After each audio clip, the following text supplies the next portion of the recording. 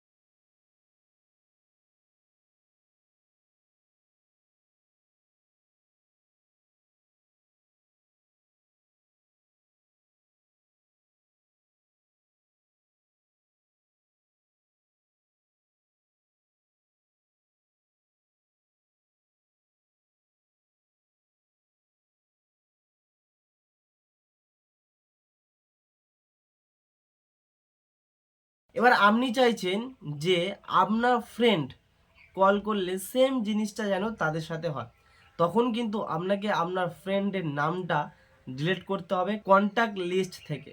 তারপরেই কিন্তু AI assistant তার সাথে কথা বলতে পারবে। যদি কন্ট্যাক্ট নাম্বারে সেই ব্যক্তির নাম্বার সেভ করা থাকে তাহলে কিন্তু এআই অ্যাসিস্ট্যান্ট কাজ করবে না। সো আপনাকে মনে রাখতে হবে এটা, যে এআই অ্যাসিস্ট্যান্ট তখনই কাজ করবে যখন কোনো আননোন নাম্বার দিয়ে কিন্তু কল আসবে। ভিডিওটি ভালো লাগলে লাইক করবেন, চ্যানেলটিকে সাবস্ক্রাইব করবেন। চলুন দেখা হচ্ছে নতুন কোনো ভিডিওতে নতুন কোনো টপিকে।